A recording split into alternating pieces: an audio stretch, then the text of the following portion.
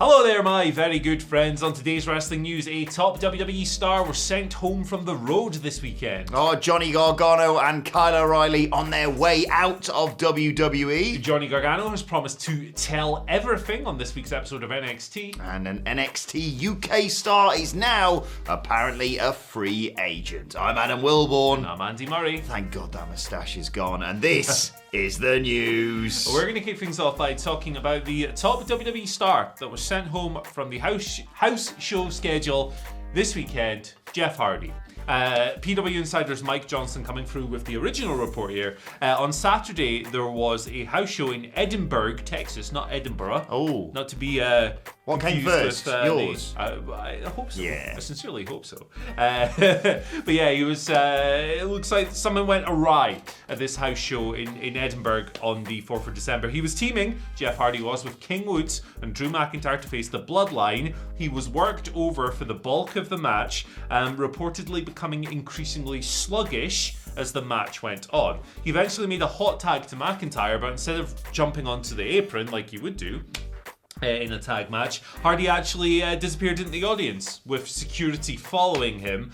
He did not end up coming back to the ring in order to celebrate with McIntyre and who was his other partner? I've just said who it was. King Woods. King Woods, there we go. There's some fan captured footage of the match that's doing the rounds. We've actually got it on our website, so if you want to see it, you can check it out there on the relevant article. Fightful's Sean Ross Sapp has confirmed Johnson's report here, describing the situation as a rough night for Jeff. Jeff was pulled from the following day's house show in Corpus Christi. He was replaced by Rey Mysterio. PW Insider have asked WWE for a statement on the matter, but they are yet to receive a response. Now, there's no word on why Jeff Hardy was pulled from the show on Sunday or what happened in this match on Saturday. We're not going to speculate on that. That would be very irresponsible.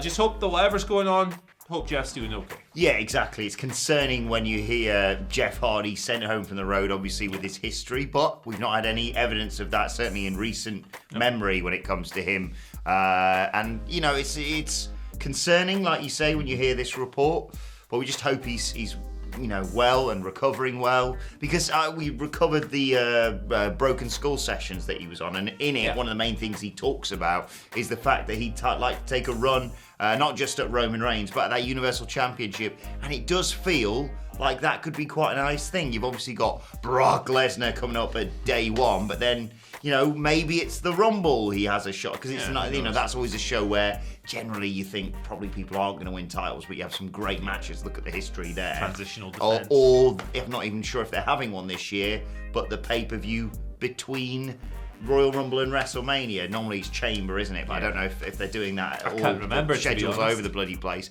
So I think that would be a really good step in the right direction, but obviously, this may put the sort of dampeners on that. But like you say, all we can do is report what has been already reported and wish him well and keep you posted as things develop. Right, let's move on to War Games. It was War Games, of course, last night. And a lot of speculation swirling around this, people's departures, etc. It was sort of a show built around old versus new. And in the main event, spoilers, Team 2.0 defeated Team Black and Gold, which featured one Johnny Gargano, who actually came out to his Rebel Heart entrance, and his gear his jacket was made up of bits of other jackets he's worn over the years. I thought it was a lovely touch. I got a little bit of something in my eye when that happened, if I'm perfectly honest. But now, following up on that and the tag team title match, which was won by Imperium, Kyle O'Reilly and Von Wagner seemingly splitting at the end.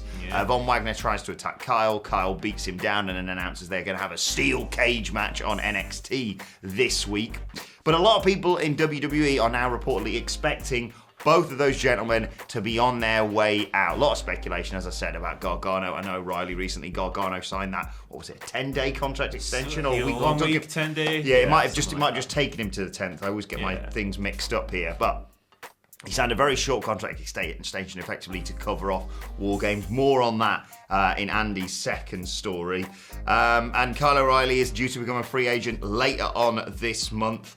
Fightful Select reporting, though, that people in WWE, the sources that they have, expect both gentlemen to leave. We'll talk about this in a second, because I feel like we should talk about your report next. Yeah, for sure. So,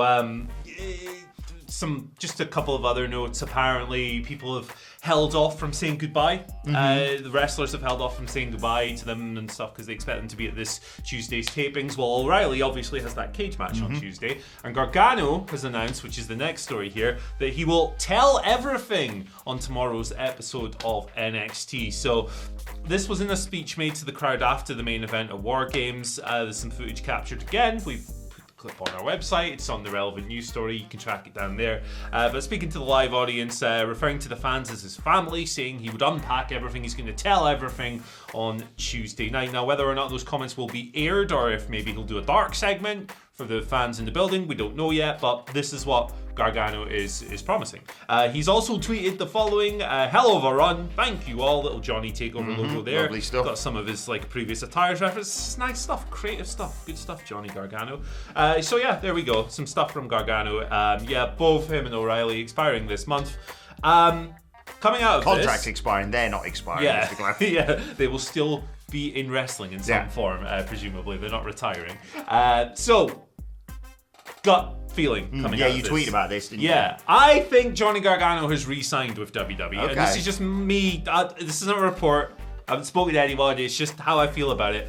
They are really going all in on the bye, Johnny. See you later. Oh, I'm going to tell everything on NXT this week. I don't know. That seems a bit overt for somebody departing WWE, in particular NXT. Seems to me like it's trending in the direction of him staying. So, fair play to him. Kyle O'Reilly, I don't feel that way at all. I think when he threw up the Undisputed Era sign, that's all you needed to know, really. I mean, who's in AEW at the moment? His boys, Adam Cole, Bobby Fish. Obviously, Roddy Strong is still in NXT. Retain the Cruiserweight Championship. Over Joe Gacy last night. So, my gut says O'Reilly goes, Gargano stays. What do you think? I agree with you on this one. Again, we have no details more than what we've told you guys. But like you say, them leaning into it so heavily, and the return of Dexter Lumis to chase off bloody Trick Williams last night. I think there's still some stuff there. And I just also, don't take this the wrong way. This is going to seem like a really negative WWE take, shock horror. I just think also he's like, oh, Candice is pregnant and I'm really worried about what they're going to make her do to make up for the time that she's lost and the fact that I've gone to the competition. So I think Gargano is going to stay, and I don't blame him if I'm perfectly honest. Obviously he can do sensational things in AEW, good stuff anyway, but he can do that in a year or two. They don't all have to go to AEW right now, guys. But yeah, throwing up the Undisputed Era sign, I think he loses the cage match to Von Wagner. It's a perfect write-off, isn't it? Yeah. Put the new guy over. It's classic pro wrestling. Exactly. And in terms of things sticking around, also very nice to see Kevin Grimes winning the hair versus hair match. His hair is sticking around. Yeah, Duke Hudson can pull off any look because he's a handsome bastard. Very what handsome. A git. Anyway, should we move on to our final story? Of course. A now former NXT UK wrestler is now apparently a free agent, and it's a former champion, a former WCPW champion, I should say. No, it's as the women's. It's got the women's style. This, though, it's upstairs. was a male champion for WCPW. It was Joseph Connors. Bodyslam.net confirming his WWE departure. No word yet as to whether he was let go, whether he asked to be released, or whether they sort of came to an agreement or his contract expired. No word on that yet. He is making an appearance. He made an appearance, I should say, for British Wrestling Revolution on Friday. He's also being advertised for the upcoming Wrestle Carnival show as a former NXT UK star. I gotta say, I'm biased, WCPW bias, once again creeping back in. Really feel like they didn't do anywhere near enough with him in NXT UK. Well, he barely wrestled. I think he wrestled 6 matches this year. I think his last one was in July on TV, and he had 4 last year. I haven't been keeping track of his injury status or anything like that, so maybe that factored into it. Who knows? I know he was doing some stuff on air with Ginny for a while. Yeah, I mean, every release is different, isn't it? Until we know the circumstances, it's kind of hard to say more. If he asked for his release, then he's probably quite happy back on the indies doing his thing. But if he's been cut or whatever, that's obviously a crappy situation. So, hey, I'm sure we'll find out more as it comes. I know he's deleted all his references to WWE from his bio and stuff, so it seems pretty solid to me. Maybe he can reunite that tag team with Joe Hendry. Maybe steal less of the spotlight this time from Joe. Maybe they could flip the music. Different way. And yeah, mean, just to hark back to his WCPW days, I was there at I think it was a Milton Keynes show where he made a surprise return, and the bloody roof came off the place. King of Milton Keynes. He's a hugely popular UK wrestling star.